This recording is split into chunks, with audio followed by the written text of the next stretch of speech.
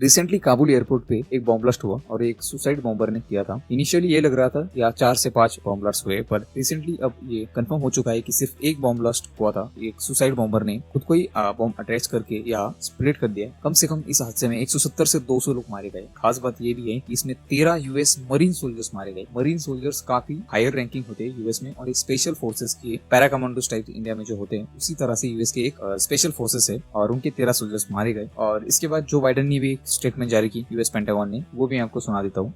Forgive. We will not forget.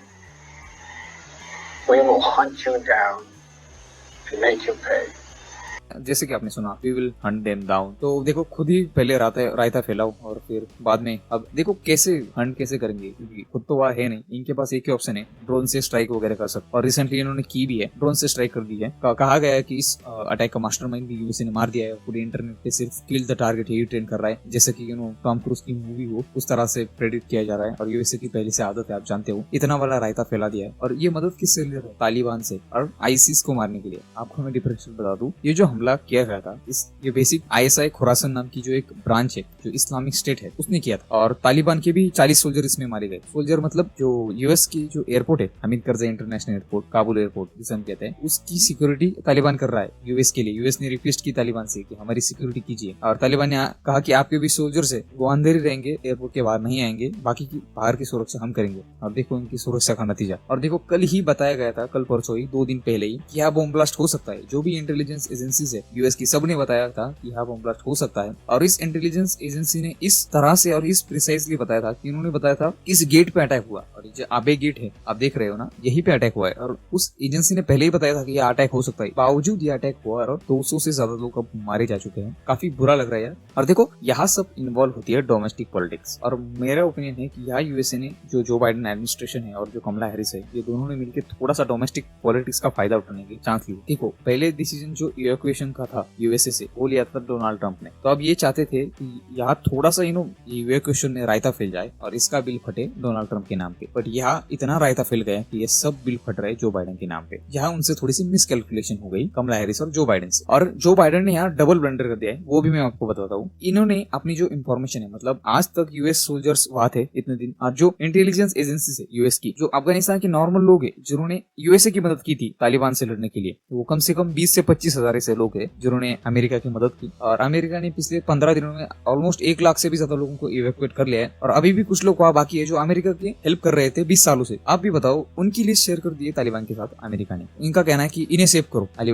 America ने तालिबान से कहा है इन्हें कुछ मत करो और इन्हें हमें इवैक्यूएट करने दो। अब आप ही बात बोलो, जिन्होंने 20 साल तक यूएस की मदद की, तालिबान उन्हें छोड़ेगा? उनका तो टिकट कटना तय है। अब सिर्फ बात यह कि जब ही यूएस सोल्जर 31 अगस्त से बाहर चले जाएंगे, बात खत्म है। वही एंड होना है इन सब लोगों का। तालिबान एक एक करके ढूंढ के मारेगा। और दूसरी चीज यही है, और जो बाइडेन यहाँ कर रहे हैं फंडामेंटलिज्म मिस्टेक, मतलब good terrorism and bad terrorism. इनका कहना है तालिबान अब उनकी मदद कर रहा है। इतने दिन तालिबान उनके खिलाफ था, तो अब इन्होंने तालिबान की मदद ली है आईएसआई खुरासन को, जो मास्टरमाइंड है, उसे मारने में। जो रिसेंटली ड्रोन स्ट्राइक की है, उसमें उन्होंने प्रेडेटर MQ ड्रोन यूज किया था। अब उनका कहना है, तो यूएसए के रिसेंट 12 से लेकर 13 सोल्जर्स मारे गए, और उनके बदले लेने के लिए जो टॉम क्रूज की मूवी स्टाइल्स जो बाइडेन ने डायलॉग मारे, we will hunt them down, खुद तो भाग रहे हैं और अब क्या हंट करोगे, ये भी देखने वाली बात है। पूरी दुनिया, जो CNN और फॉक्स न्यूज, दो सबसे बड़े मीडिया हाउसेस है यूएसए के। CNN तो बहुत ही प्रो लेफ्ट विंग मीडिया है, वो तो बाइडेन को डिफेंड ही कर रहा है, पर फॉक्स न्यूज ने तो आग लगा दी है। आप उनका यूट्यूब चैनल भी चेक कर सकते हो, हर एक वीडियो सिर्फ जो बाइडेन को टारगेट ही कर रहे हैं। वो फिलहाल मीडिया का काम ही होता है। तालिबान ने आज तक 20 सालों में कम से कम 2300 से लेके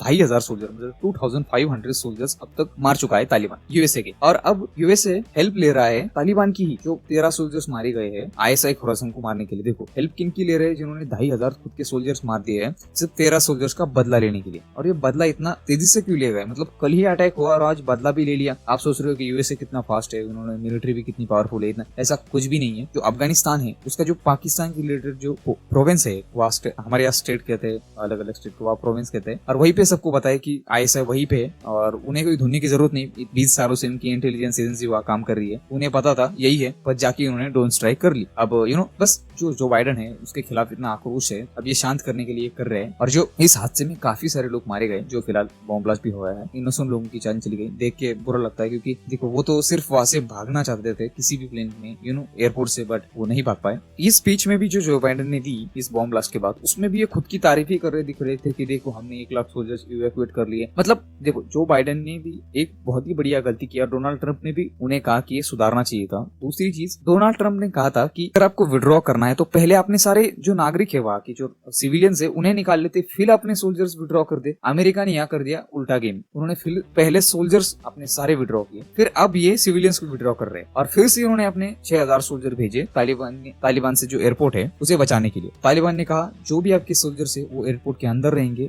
तभी हम उन पे हमला नहीं करेंगे। तो हाँ, यूएसए ने मतलब पहले से जो बाइडेन ऐसे प्रेसिडेंट है इतने कमजोर लग रहे हैं। मतलब यूएसए की जो सुपर पावर है, डोमिनेंस पूरी तरह से खत्म होती लग रही है, क्योंकि देखो 75 ईयर्स हो गए, ज्यादा भी साल हो सकते हैं, बट यूएसए की डोमिनेंस अब चाइना भी चैलेंज कर रहा है। और मैं आपको आज ही बता देता हूँ 4-5 साल में यूएसए की डोमिनेंस पूरी तरह से खत्म कर देगा चाइना की नेवी और मिलिट्री ऑलरेडी यूएसए को डोमिनेट कर रही है। तो चाइना और रशिया मिलके तो यूएसए की जो आज पोजीशंस थी सुपर पावर का एक एंड ऑफ एन इरा हम कह सकते हैं। काफी बड़ा समय उन्होंने बताया। और जो बाइडेन के मैं बारे में बोलूं तो मुझे नहीं लगता ये 4 साल पूरे करेंगे अपने, मतलब 4 साल का टेनर होता है प्रेसिडेंट का, मुझे नहीं लगता ये पूरा कर सकते हैं, क्योंकि शायद कमला हैरिस बन जाए अगली प्रेसिडेंट, क्योंकि इन्होंने इतने ब्लंडर कर दिए और हर एक वहां का जो यूएस के सेनेटर या फिर जो भी चीज है वो हर एक इनसे रेजिग्नेशन मांग रहे हैं। तो हो सकता है यूएस अब तो हो सकता है जो डेमोक्रेटिक पार्टी है जो कमला हैरिस को ही अगला प्रेसिडेंट बना दे। वैसे भी कमला हैरिस कहने के लिए कहती है मैं खुद भारत की बेटी हूँ, पर इनके मुंह से एक भी भारत के बारे में अच्छी चीजें नहीं निकलती, बट कहती तो है खुद भारत की बेटी हूँ। और शायद पहली यूएस की फीमेल प्रेसिडेंट भी बन जाए कमला हैरिस। तो ये सब एक ओपिनियन है और अजम्पशन है मेरा, ऐसा नहीं कि ये हो ही सकता है, बट हाँ चांसेस है। और आपसे मैं काफी इंटरेस्टिंग एक चीज शेयर करना चाहूंगा जो यूएस का पूरी तरह से टेन्योर है आज 20 साल का, ये मैं बताना चाहूंगा। 2001 में अल कायदा ने यूएस में अटैक किया, 9/11 अटैक, यूएस के 3000 लोग मारे गए। फिर यूएसए 2001 में ही तालिबान के खिलाफ उतर गया, मतलब अफगानिस्तान में, और यूएसए ने 2008 में एंट्री मारी अफगानिस्तान में। 2001 से लेकर 2020 तक यूएसए ने तालिबान और अल कायदा ने यूएसए के 2300 सोल्जर्स मार दिए। यही मरीन कॉर्प्स वगैरह स्पेशल सोल्जर्स थे, ये भी मार दिए। 2011 में यूएसए ने ओसामा को मार दिया। अब 2020 में मतलब 2021 में यूएसए ने तालिबान के साथ पीस डील साइन कर ली कि अब आप हमारे सोल्जर्स पर अटैक मत करोगे। और 2021 में अभी जो ISIS खुरासान है उन्होंने 13 सोल्जर्स यूएस के मार दिए। हर 2021 में अब यूएसए तालिबान की मदद ले रहा है टेररिज्म को खत्म करने के लिए। मतलब आप समझ सकते हो किस लेवल का प्रोपेगेंडा वहां फैल चुका है और किस लेवल की हिपोक्रेसी हम कह सकते हैं अब ये चल रही है यूएसए में। मतलब उन्हीं का साथ ले रहे हो जिन्हों 20 साल तक आप उनसे लड़ रहे हो, आज उनकी ही मदद ले रहे हो। यूएसए डिफरेंशिएट कर रहा है टेररिज्म में। जैसे कि इंडिया की बात करूं, इंडिया हर एक टेररिज्म को सपोर्ट नहीं करता है। इंडिया के फेवर में एक ही चीज है, वो है टेररिज्म। टेररिज्म अच्छा भी नहीं होता, बुरा भी नहीं होता। यूएसए ने आज तक, मतलब आप देख लोगे ना यूएसए की हिस्ट्री पूरी पिछले 200 साल की, यूएसए ने